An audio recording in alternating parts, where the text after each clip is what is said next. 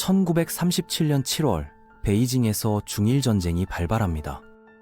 일본군은 믿을 수 없을 정도의 속도로 중국 각지를 장악해 나가며 결국 난징까지 진격합니다. 중화민국의 수도였던 난징은 단 하루 만에 지옥과 같은 장소로 변해버렸죠. 오늘 우리가 다룰 이야기는 바로 아시아의 홀로코스트라 불리는 난징 대학살입니다.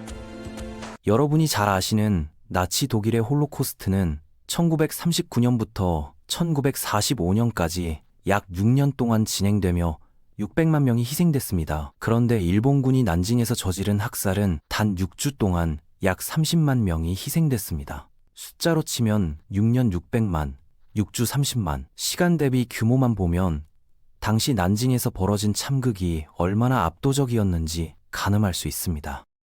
난징의 학살은 도시 전체가 거대한 처형장이 되어버린 사건이었습니다. 총격, 방화, 검술훈련이라는 이유를 붙인 무차별 공격까지 군인과 민간인을 가리지 않았습니다. 희생자는 남녀노소를 막론했고 아무 죄 없는 시민들이 순식간에 목숨을 잃어갔습니다.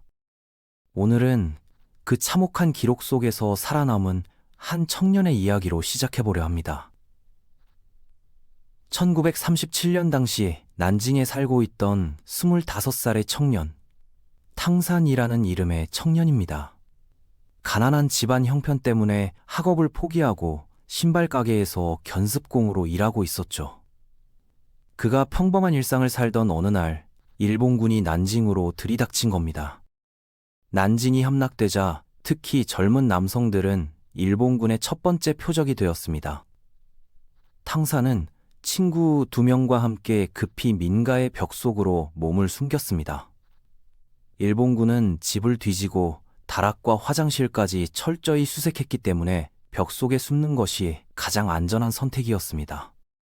하지만 며칠 동안 갇혀 지내던 탕산은 점점 공포와 긴장 속에서 이상한 호기심에 사로잡히기 시작합니다. 일본군은 정말 중국인과 똑같이 생겼을까? 이전까지 일본인을 본 적도 없었고 소문만 들었기에 궁금함이 그를 잠식해버립니다. 결국 그는 스스로에게 핑계를 대며 밖으로 나갔다가 곧바로 끔찍한 현실과 마주하게 됩니다. 거리는 피로 물들어 있었고 건물은 불타고 있었으며 곳곳에서 비명과 총성이 울리고 있었습니다. 탕산이 충격에 얼어있던 그 순간 일본군 병사와 눈이 마주치며 그는 곧바로 체포됩니다. 그리고 수백 명의 청년들과 함께 어디론가 끌려가게 되죠. 그곳에서 탕산은 믿기 어려운 광경을 목격합니다. 일본군 장교들이 일본도를 꺼내놓고 누가 사람을 더 많이 죽이느냐를 경쟁하는 이른바 목베기 시합을 하고 있었던 것입니다.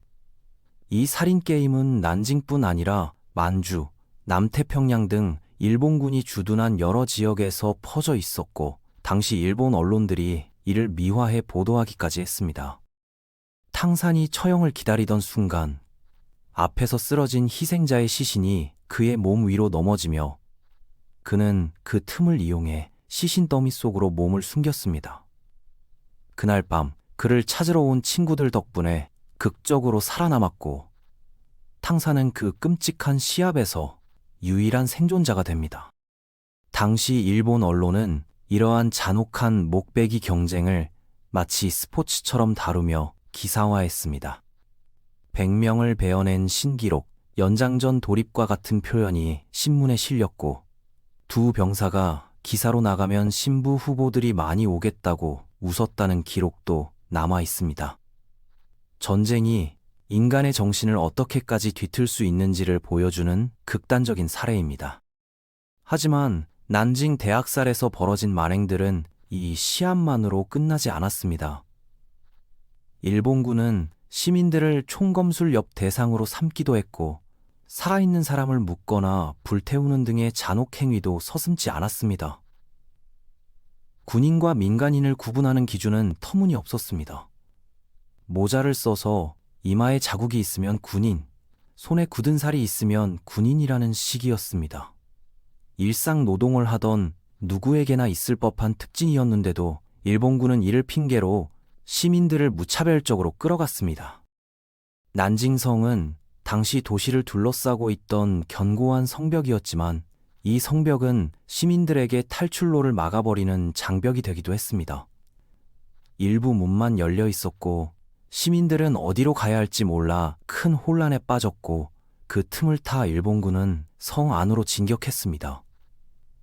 결국 난징은 불과 열흘 남짓 만에 함락됩니다. 함락된 도시 곳곳에서 일본군은 무차별적인 사륙을 벌였고 거리마다 희생자가 쌓여갔습니다. 일부 시민과 패잔병들은 양쯔강 인근의 샤관 지역으로 몰려 배를 타고 피난하려 했으나 일본군은 속임수로 그들을 빈 창고에 가둔 뒤 며칠을 굶기고 다시 밖으로 끌어내 집단으로 학살했습니다. 어떤 이들은 강물로 뛰어들었으나 단 한 명도 살아서 건너지 못했다고 합니다. 양쯔강 강가에서는 최소 5만 명 이상이 희생됐고 강물은 며칠간 붉게 물들어 있었다고 증언됩니다. 일본군 일부는 시신을 처리하는 데만도 한두 달이 걸릴 것 같았다고 말할 정도로 피해 규모는 상상을 초월했습니다.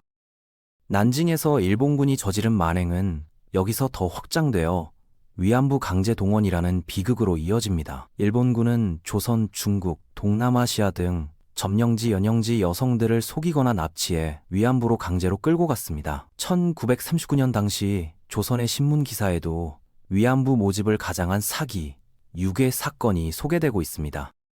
그 가운데 대표적인 인물이 박영심입니다. 가난한 집안에서 14살 때부터 일해야 했던 그는 일본인 순사에게 돈 잘 버는 공장 일이 있다는 말에 속아 15명의 소녀와 함께 기차에 올랐지만 도착한 곳은 조선이 아닌 중국 난징이었습니다. 그는 6년간 끔찍한 위안소 생활을 강요받다가 1944년 미군에 의해 겨우 구출됩니다.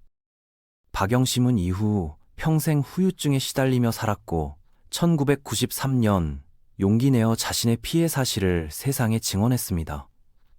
2003년에는 노곤한 몸을 이끌고 자신이 갇혀 지냈던 난징의 위안소를 다시 찾았습니다.